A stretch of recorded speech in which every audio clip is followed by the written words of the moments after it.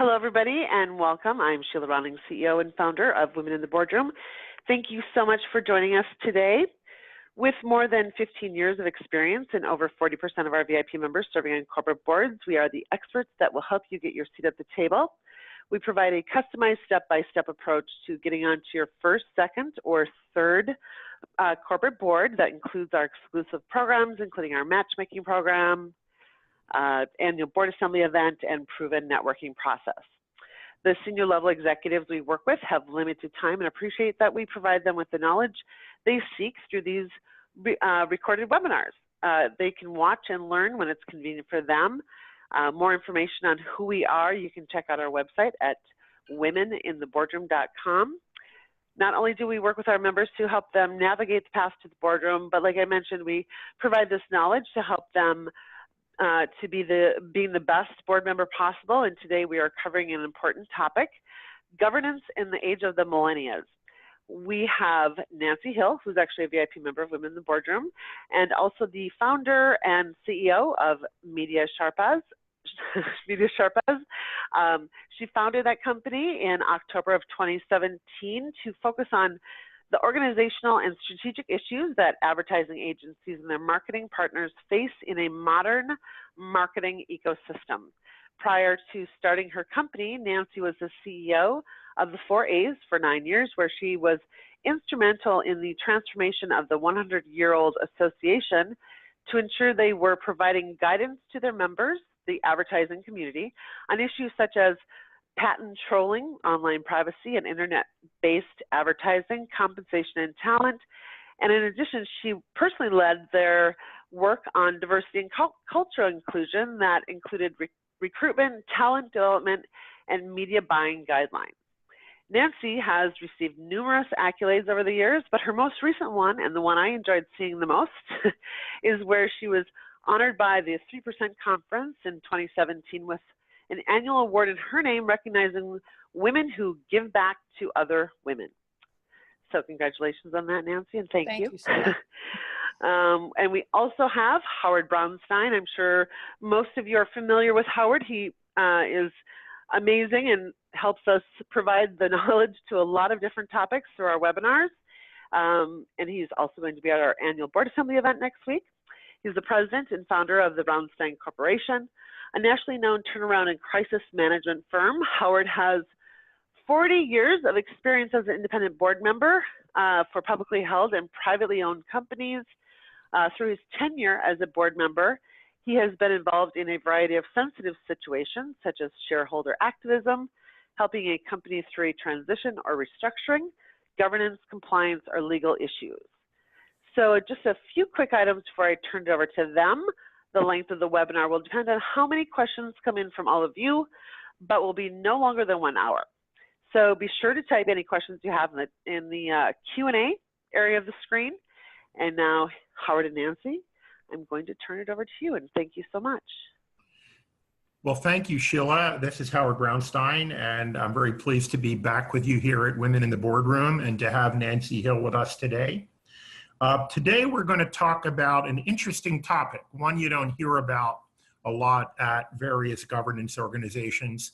We've called it Governance in the Age of Millennials. The intention of this program is to give you an understanding from a governance viewpoint of how millennials tend to differ from older generations as customers, employees, members of management, and board directors. And Howard? Yes. I'm sorry to interrupt, but I just need you to share your screen. Bobby is just saying she can't see it. I can see it, but. Yes, okay. I'm happy to do that.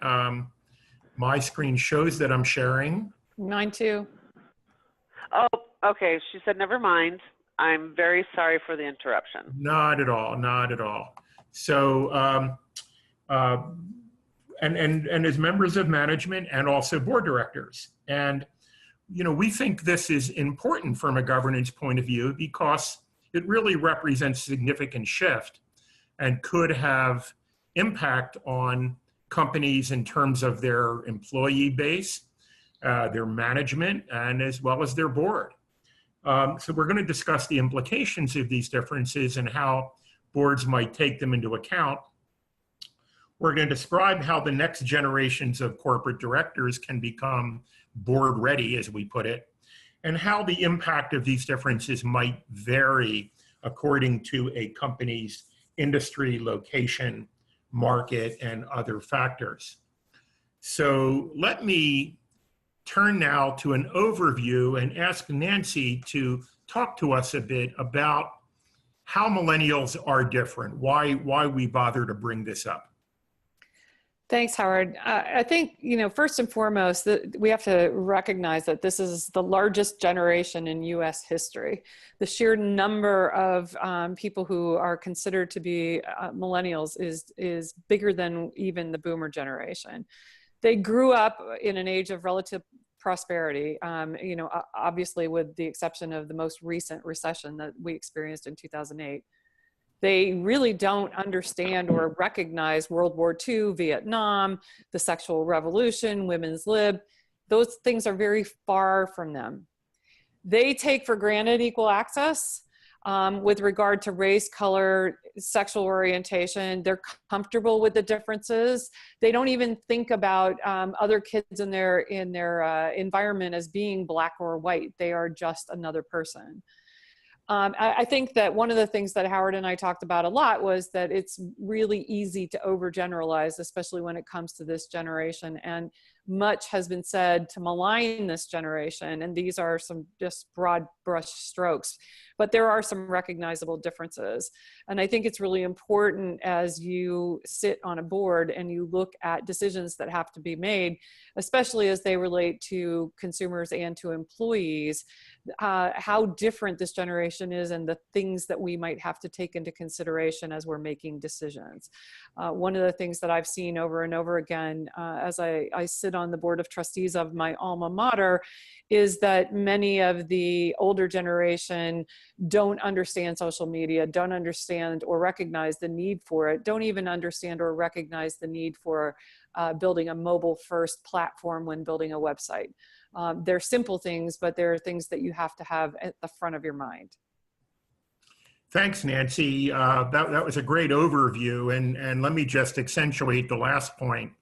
I think we can all remember thinking our own parents were hopelessly antiquated and all they did was complain about how we kids were. Let's really avoid becoming that as regards this new generation. They are different and they're coming. And as much as we might wish some of their characteristics were different, it doesn't matter. So we have to face reality and deal with it as best we can. And particularly from a governance perspective, not overlook these very important changes. So let's look at that. Let's start with how millennials are different as customers. Nancy, talk about that a bit. Well, it's interesting because while they are very quick to say that they don't care about brands, they do care about brands. They won't admit it, but they will talk about a lot of different things. So when you look at brands like Warby Parker that have completely disrupted eye care and optical, when you look at brands like Casper that's completely disrupted mattresses, when you think about even the way that they talk about hotels and where Airbnb plays in that, they're more willing to try something new and look at these things, and then they will very quickly become brand loyal. That brand loyalty generally stems from experience. They value a good experience over virtually anything, even the lowest price. They also are, as we all know, and we've talked about probably ad nauseum, they're incredibly digital focused. If you can't make a reservation online, if you can't buy it online, if you can't look at it online, they're very quick to move away. They do not want a physical space with relatively few exceptions. And then last but not least, and this goes back a little bit to Warby Parker as a good example, they want brands that exhibit social responsibility. Those things are very important to them. If you're not familiar with Warby Parker, as an example, it's a buy one, give one situation. They want to feel good about the fact that they're buying beautiful eyewear, but at the same time, another pair is being donated on their behalf. The same thing happened with Tom's and a lot of other brands that have been relegated to what is now called the direct-to-consumer category. Another good example is Bombas, which is a line of socks, which set out to sell 1 million pair in their first 2 years. And in those first 2 years, they sold 10 million pair. It's a situation where, again, it's a buy one, give one, because the founders recognized that the most sought after item in homeless shelters was socks. So again, these are very important things to this customer, and they're just a few things to keep in mind.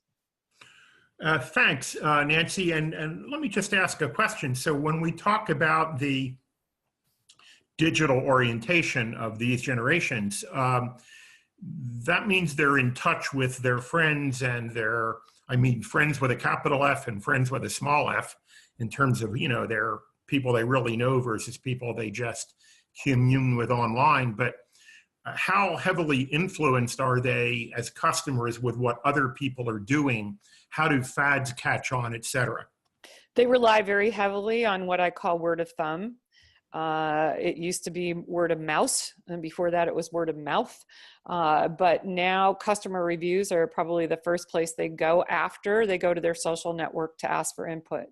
Many times you'll find that the first thing they'll do when they know that they're planning a trip is ask people to give them input where they're going, what restaurants they should go to, what sites they should go see, even what transportation they should take to and from the airport. They know that if they go to what they refer to as their hive, they're likely to get the best information that will be something that is useful to them, because their personal hive is more like them than any advertising that's out there. The trick has always been for advertisers to try and figure out how to insert themselves in those conversations and remain authentic without looking like they've tried to force it. Got it. So from a governance point of view, if you're selling any product or service, you really have to take into account how this generation thinks and acts, correct? Absolutely. You know, there have been many industries, brands who've been caught off guard, thinking that they could continue to market the same way over and over again. And it's been a rapid decline, and then have to really work hard to catch up. I mean, I can give one example from my own experience. So when I was a kid, one of the best department store chains around was Sears. And you went to Sears for a lot of things. The papers this week are full of news of Sears' imminent bankruptcy filing. And I can tell you from a governance perspective that a board I've served on, our company used to have quite a strong commercial relationship with Sears, which of course carried with it risks like credit risk, product in the pipeline risk, et cetera. And our management, to their credit, recognized this, and with plenty of lead time, managed to, you know, disengage without any harm to our bottom line, replacing the volume with other customers who were much more in vogue and understood today's customers much better. But I have to believe that if we were not able to do that and our management had not been so forward thinking, we might have faced a big loss or terrible disruption. So this really does play even into the boardroom. Let's talk about millennials as employees and as managers. Nancy, what do you see and hear about that? Well, this first bullet point about them being less company loyal and not seeing themselves staying in one job or even an industry for their entire career really plays to the mentality of this generation. I have oftentimes talked about this generation as being the slash generation. And let me tell you how I describe that.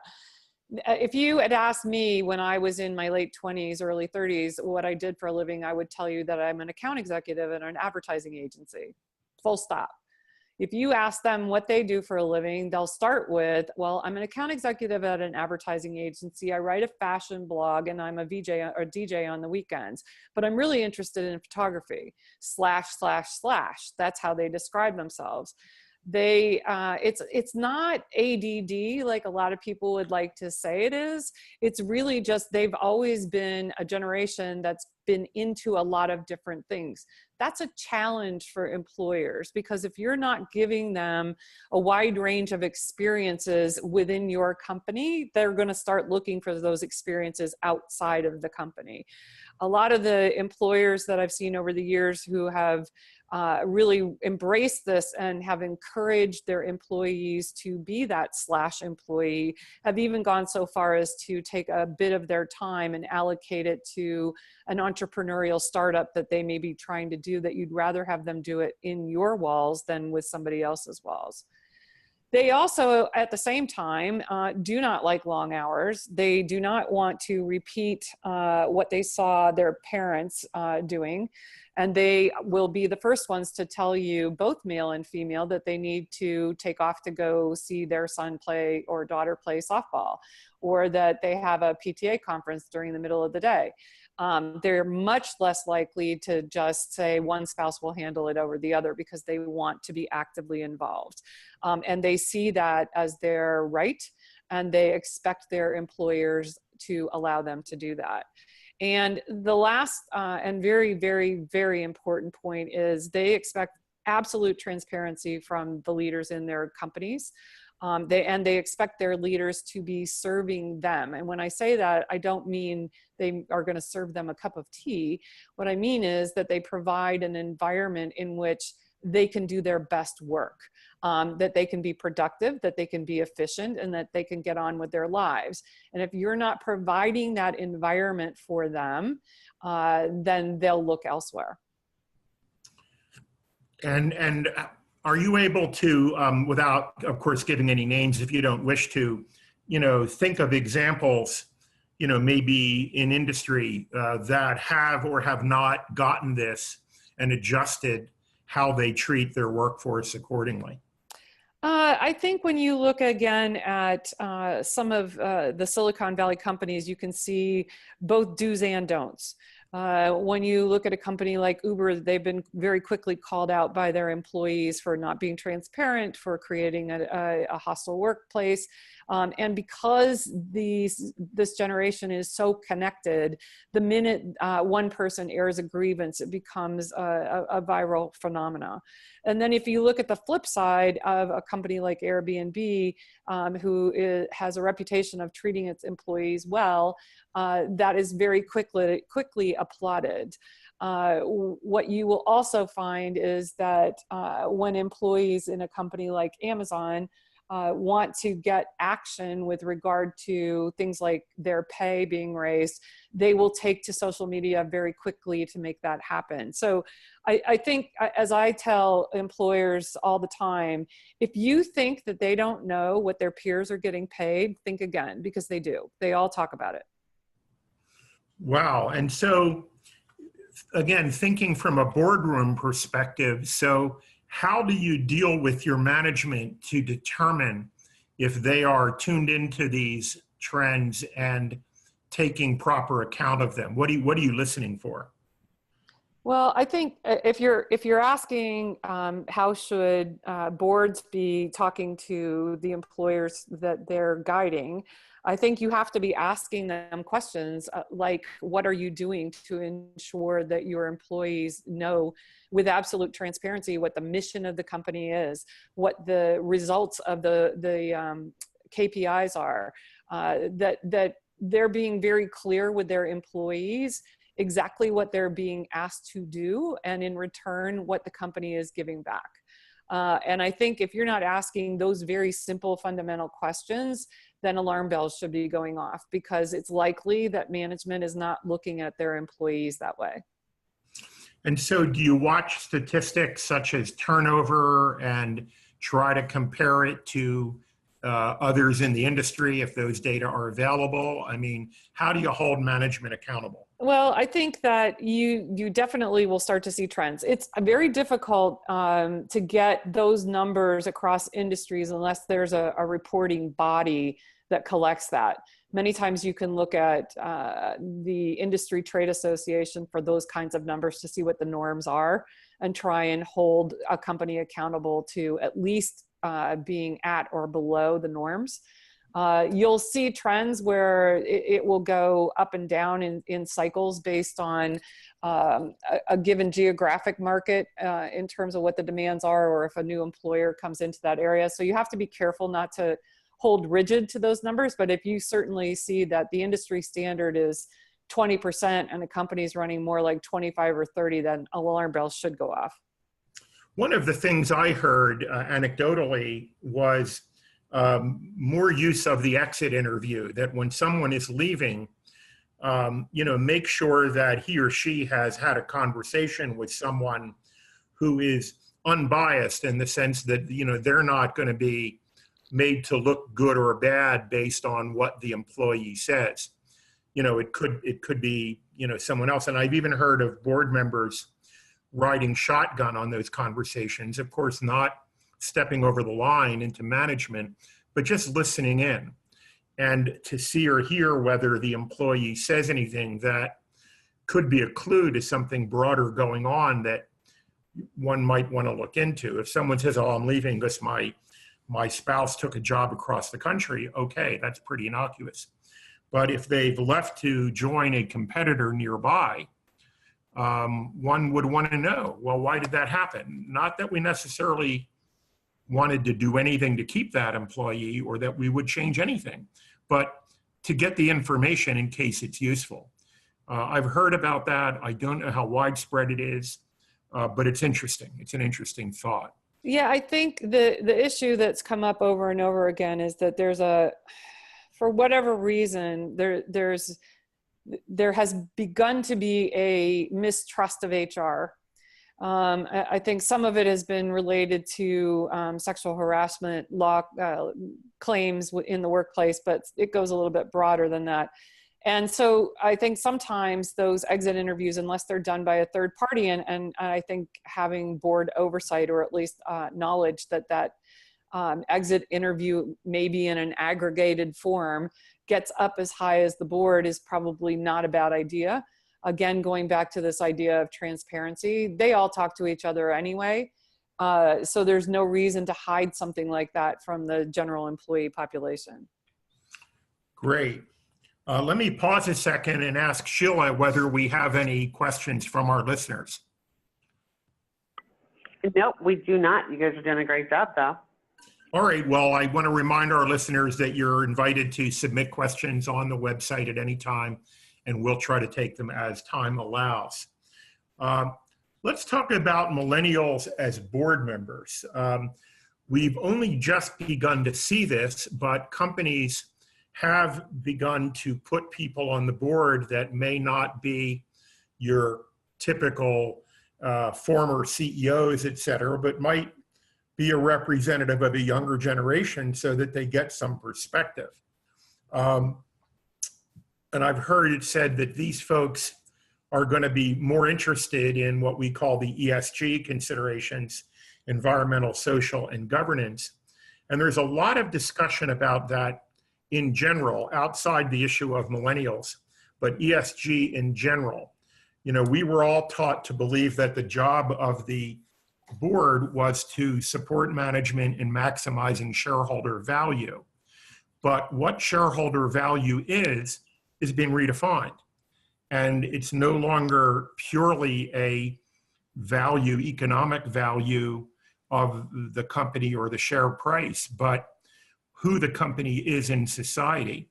And we've seen some very large institutional holders like BlackRock and State Street and others actually, on their own initiative state that they expect the companies in which they are invested, and they are the largest investor in most companies in many cases, that they expect those companies to display a social presence that is beneficial as well as environmentally, and that they pursue good governance practices. This is huge, folks, and one only has to look across the pond to the EU to see where this could be going, because a lot of these trends started over there or happened over there before they happened here and have found their way here. So one really needs to pay attention to that, not just in the context of today's conversation about millennials, but in general. And more and more boards are doing that.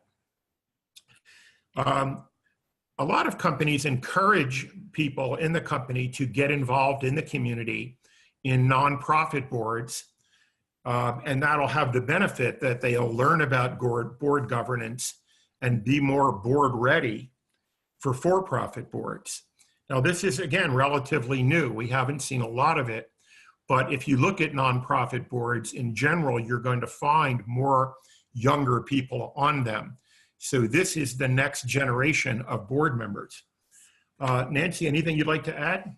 No, I think it's also interesting to think about when you go back to what I referred to as a slash generation. Many of them also have an entrepreneurial mindset. So many of them are starting their own companies and forming their own advisory boards, which, while they may not be involved in the governance of the company, they're definitely there. They're used to asking boards for guidance, probably more so than any generation prior to this one. Interesting.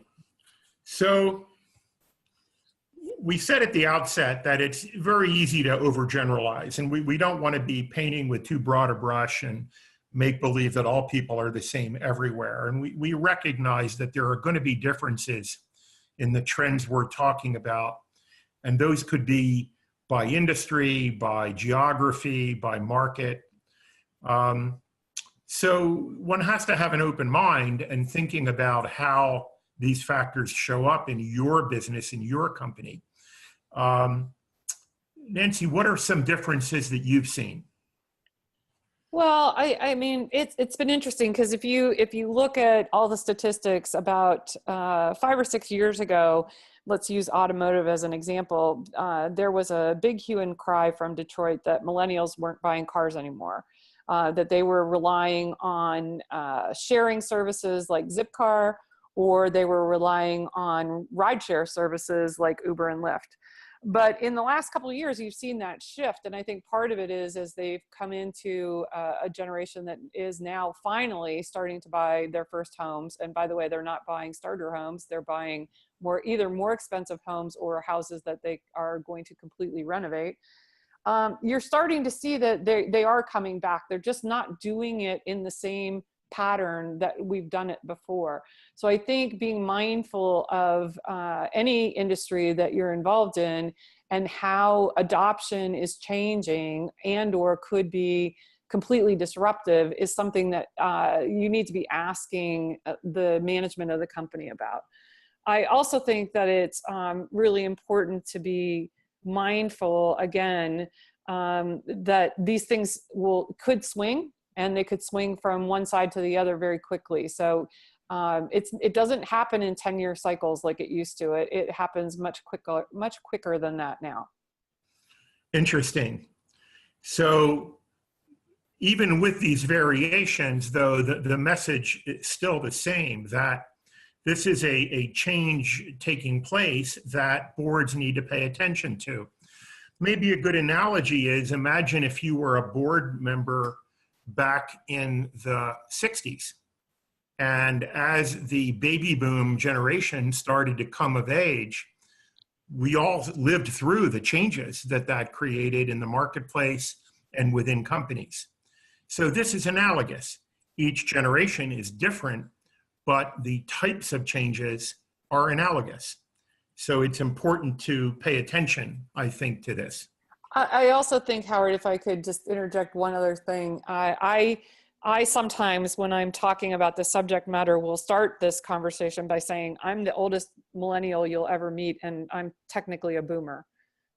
It isn't necessarily as black and white as the numbers and the statistics on a piece of paper. A lot of it is a mindset. And I know if you were to list off 10 characteristics of a millennial generation person, I probably fit 8 of them. So I think it's also really important to think about this from a broader perspective than just the statistics on a piece of paper. Oh, that's a good point. So what can boards do? Well, I think that they have to start by recognizing that they don't know what they don't know. There's what you know, there's what you don't know, but there may be things you don't know. And so you really have to open your mind and recognize there could be things happening that even the metrics that you use are not going to tell you about. So you need to sort of ask questions about changes that might be happening. They may or may not affect your business, but reserve judgment.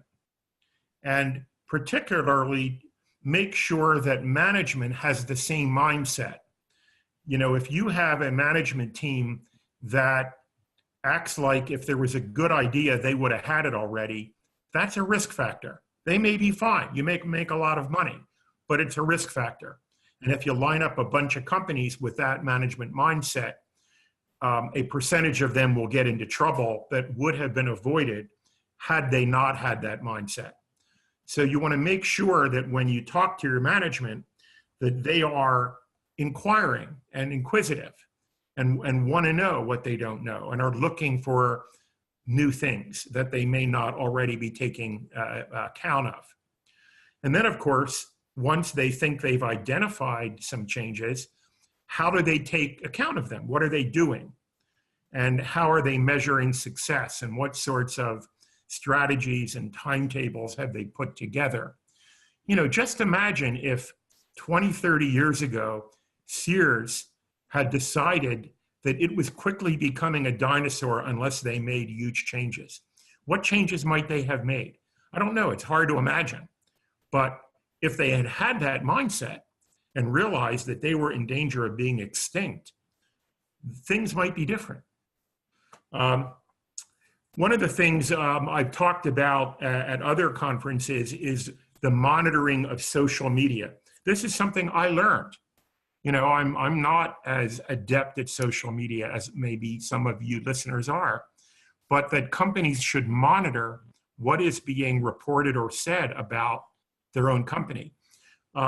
Nancy, say some words about that. How do you do that? How do you stay up on that? Yeah, that one's a little difficult. Not difficult to do, difficult to interpret. So I'll use an example that has become pretty common in the media space, which is it's a space called Fishbowl. And it's all anonymous. You do have to have an email address that is linkable to a specific industry. But for the most part, anything that goes up there is anonymous. And so I think you have to be able to, and there are people who are expert at this, you have to be able to wade through what is obviously a disgruntled employee or a troll and look at what the meat of the matter is that's being shared on social media and on message boards. But it is really important to monitor and to understand. I also just, Howard, I see that Stephanie, who's one of our participants, put in something that I think is really important to acknowledge in the Q&A, which is, she said, on the topic of exit interviews, those are great. Agree with the challenges of relying on HR for this. Some current best practices are to have managers have relationships with their employees to advise them prior to leaving. Millennials kind of expect this individualized coaching. Absolutely agree. This generation is used to having somebody check in with them on a very regular basis. How are you doing? What can we be doing to help you? What are the things that are working for you? What's not working for you? This is what they got used to growing up. And if you leave them to their own devices within the workplace and don't check in with them regularly, chances are they're going to walk out the door and you're not going to have any idea why. That's great. Well, I appreciate that question. Sheila, have you seen any other questions? Nope. Nancy took the one that was there, so or comment rather, but yeah, nope. Well, one thing that occurs to us is to keep one's eye on what competitors are doing. And that, of course, is going to include not only what gets reported in the newspapers or in their filings if they're public, but using all the sources of intelligence that you can legitimately use. And you know, sort of keep your ear to the ground, because you know, you can borrow shamelessly from your competitors if they're doing something that's worth imitating, particularly if you hear about it because one of your employees left to go there and you're lucky enough in an exit interview to hear about it. But you're not going to hear about it unless you ask and unless you listen. So let's go to some key takeaways.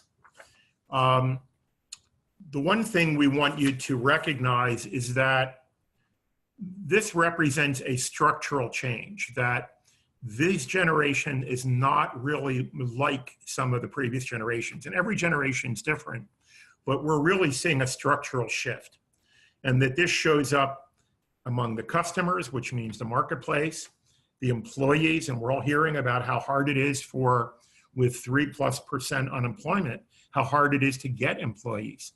And then of course, managers, you need key folks that are running the business for you. So from a governance perspective, boards must inquire into how these changes affect their company. And you may have to ask more than once and really drill into it and see what you can learn. And then of course, what is being done, if anything, what more could be done, and how do you take advantage of these changes? Nancy, any final words from you? No, I think that many times, and I don't mean this to sound pointed, but many times boards are not made up of people who have soft skills. And I think sometimes it's important for even those who don't necessarily come from the soft skill background to recognize that these are important attributes in this environment, and to ask those questions even when some other more pressing financial questions might be being asked, because they could be related. That's right. I think we all tend to ask the questions that we think we can understand the answers to. But the key is to ask the questions you should be asking, even if it's going to be a stretch for you to understand the answer. Sheila, do we have any more questions? We do have a comment here. This is our question. Do you see a management gap currently or emerging with this generation? And will they make good managers?